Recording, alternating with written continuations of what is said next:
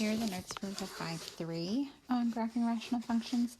So some other things we need to talk about are just in general these discontinuities. We talked about a vertical asymptote already. So that's when the factor's on the bottom only, which in yesterday's whatever last class's work, we only had vertical asymptotes. But now there's something else called a whole. So we're still going to look at the denominator, but it's a whole if that factor is in the numerator and denominator. So if we start with letter A here, it's already factored for us. So we basically just have to see what factor is on top that's also on bottom. So x plus 2 is on top and on bottom. So it's going to cancel out, which means there's a whole, okay?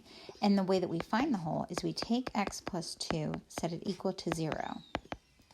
So once I subtract 2 on both sides, the whole is at x equals negative 2. Now, a whole is not going to be as noticeable on a graph because it's so tiny. So you have to just be able to understand this rule and look, okay? This one, x plus 3, doesn't cancel with the x minus 3. So this is actually your vertical asymptote. And just like last class, how did we find that vertical asymptote? We set it equal to 0 and solve for x. So there's going to be vertical asymptote at x equals negative 3. That one is a little more obvious to see on a calculator, as long as you put all of this in the numerator and then all of this in parentheses in the denominator. You should see there's a small gap between, going through like x equals negative 3. Okay? In B, this polynomial on top has to be factored. So you got to remember, how do we factor? Right? We do our two parentheses. You have, it has to multiply to x squared, so you have x and x, and then what multiplies to negative 7 and adds to positive 6. Since it's negative, one's going to be plus, one's going to be minus.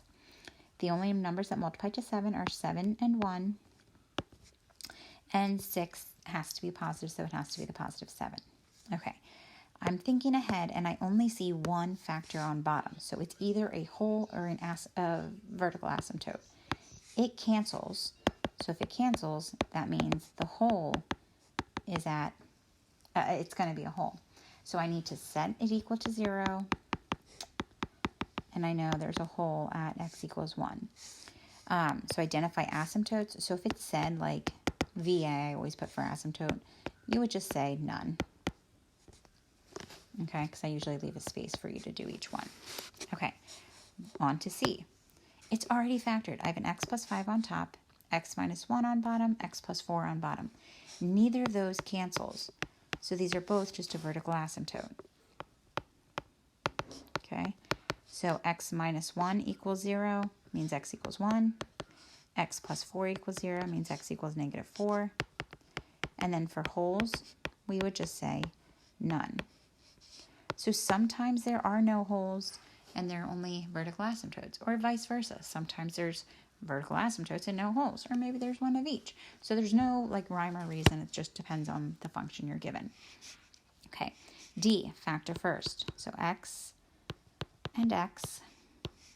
It has to multiply to 3, so the only options are 3 and 1. It have to add to a negative and multiply to a positive, so both negative. On bottom, x and x multiplies to negative 6, so opposite signs.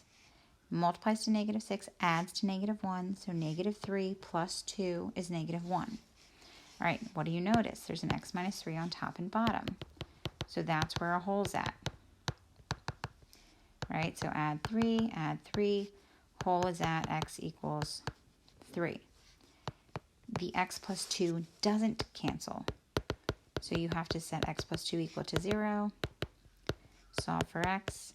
So that means there's a vertical asymptote at x equals negative 2. Okay? Moving on to the next page here. Horizontal asymptotes. I know. I told you in last notes we had some that looked like this.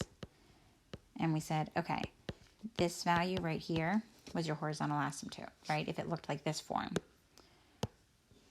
The other form we had was like, I forget the letters they used. A plus B over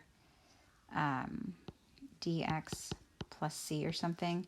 And then they just say like, hey, go ahead and divide these two, right? So then it would just be like a over d or whatever. That's this form. That's what this one is saying. So this is saying, hey, if they're the same, just divide the numbers in front. Okay, which is where we ended last class. Was the one that looked like that. Now the other two types, which I think there might have been one in the review where they weren't the same and you actually had to know this, but if the higher degree is in the denominator, meaning on bottom, this is always your answer. Y equals 0. Always. Okay, so just compare. Like look at this example. See how this is 3 to the x, that's like a 1 on top, and an exponent of a 2 on bottom. So that means your HA is just y equals 0. Now, when in doubt, graph it out. Doesn't it look like they're both approaching this line right here, but they're not actually crossing it? So if you really can't remember, then graph it out and see. Now, the reciprocal of that is actually none. It doesn't exist, right? You can't have a 0 in the denominator, so there's actually just none for these. So if the higher exponent is on top, like in this case, the 2 is bigger than the 1, then it's none. So HA, you would just say like none or no HA. And notice that because there's not like one specific line that these are approaching. There's like this whole space between these two that it's that is not being included, right? It's not just like one long line. So pretty simple between those two. The only one that actually will be a number is case 3, where they are the same exponent. So see how these are the same exponent? So then you'd have to do 2x squared divided by x squared. So then your horizontal asymptote is y equals 2, which you can see if you graph. This is y equals 2. See how they're both kind of approaching that line, but they don't cross it, right? So those are our rules for horizontal asymptote and holes we added to it. So we just kind of pull it all together here and do a problem. So last class we talked about domain, right? Domain denominator. So look, it's all real numbers, but then tell me, what can x not equal? You set this equal to 0. I just put a slash through it so it's easier to see. So you have, oh, x cannot be 3. It goes together. It's either going to be a hole or a vertical asymptote. We didn't talk about holes until today. Yesterday, if it was on bottom, it was automatically a vertical asymptote, but today we have to check. Does it cancel with the factor that's on top here? Nope, it doesn't, so it's not a hole. That must mean, since that's the only thing on bottom, it's a vertical asymptote. And where's the vertical asymptote? At 3. So I go over to x equals 3, which is right here, and I just draw a vertical line. Okay, horizontal asymptote. I'll change my colors here for you. I compare my exponents. They are the same. So same says divide, right? So it's going to be y equals, what's 2x divided by x? These cancel, it's just 2. So y equals 2. So I go up to y equals 2, and I draw a horizontal line, because it's a horizontal asymptote, right? When I put this in my calculator, notice how I put this in parentheses. So this is in parentheses, this is in parentheses. And then I just go ahead and graph it. I'll just change up the color one more time for you. And I see there's one up here, and there's one down here. The one thing that I'm going to be more particular about later on is where it crosses the x-axis. So you can get that just from your graph at this point, but just as a heads up, it's whatever you have on top here, and then set that equal to 0, right? So then you have 2x equals -1 divided by 2, x equals -1/2. So I do want to know that it crosses the x-axis there, but everything else you're just getting from the graph. Okay, and like I said, you can just get that point from your table. You don't have to know that it's the number that's in the numerator. All right, let's move on to the next one here. So notice here you have a quadratic over a quadratic, a trinomial over a trinomial. So I need to factor first. So if I factor this, I know it's x and x. It has to be a negative 28, so one has to be plus, one has to be minus. Then you have to ask what multiplies to negative 28 and adds to 3. That's going to be positive 7, negative 4. Then on bottom, you have x and x, right? It has to multiply to positive 35. So what multiplies to 35? 7 and 5. Domain is denominator, right? So you take those factors in the denominator and you set them equal to 0. And x plus 5 equals 0. So, well, I won't skip steps. Here you're going to subtract 7. So negative 7, subtract 5, negative 5. I'll just do negative 5 here. Okay, so I know domain is all real numbers. X cannot equal negative 7 or negative 5. Because if it did, it would cause a 0 in the denominator, which is illegal, right? Remember, these three go together. So it is either a whole at negative 7 or it is a vertical asymptote. Go back to this factored problem. Notice you have an x plus 7 factor on top and on bottom. If it cancels, it's a whole, right? So your whole is at negative 7. The x plus 5 doesn't cancel, so then at x equals negative 5, it's a vertical asymptote. So that's why those are domain restrictions. One is a vertical asymptote, x equals negative 5, and then x equals negative 7 is a whole. All right? To get the HA, remember, you compare your exponents. They are the same. So if they're the same, you divide. 1x squared divided by 1x squared. I'll put it off to the side here for you, but they're the same thing, so it's just x equals 1. Okay, I'm going to go ahead and graph it. So then at y equals 1, I feel like I just said that was x equals 1, sorry. At y equals 1 is my horizontal asymptote. My vertical asymptote was at negative 5. 1, 2, 3, 4, 5. And then from your calculator, you can just go ahead and get your graphs. There was one up here. I know it's going to cross at x equals 4, so just try to be careful with that.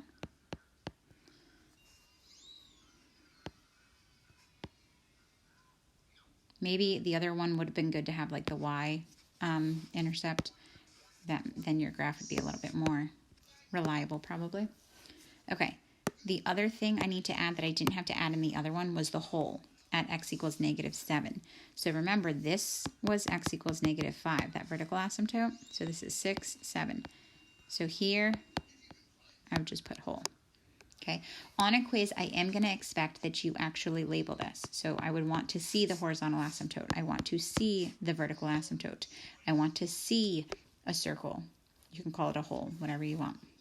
Okay, one more, and then we'll call it a day. Factor first. So the denominator here is already factored. The numerator, what factors to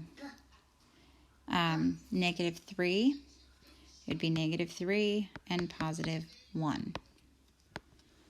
Okay, domain is the denominator, right? So you look in the denominator. That cannot equal 0. X minus 4 cannot equal 0, which means x cannot equal 4. So when I say the domain, I say it's all real numbers. X cannot equal 4. It is either a vertical asymptote or a whole, depending on if it cancels. It doesn't cancel, so it's just a vertical asymptote. So, and then that means since there's nothing that cancels, there are no wholes. So I go to x equals 4. On my x-axis, that's 1, 2, 3, 4. Okay, and now I need to figure out horizontal asymptote. So remember, to compare or to find the horizontal asymptote, you compare your first term. higher exponent on top is going to just be none.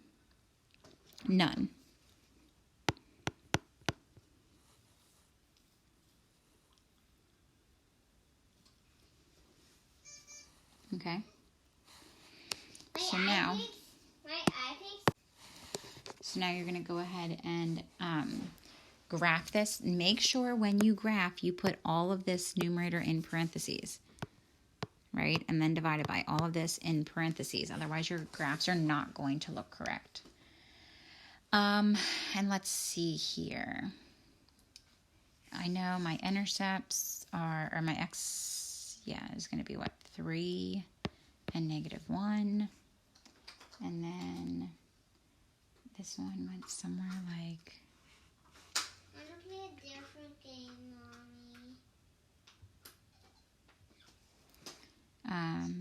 4, 5, 1, 2, 3, 4, 5, 6. I'm just looking at my graph. I think it's like this.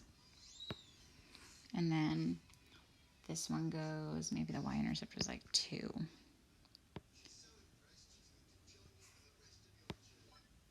Okay, so something like that.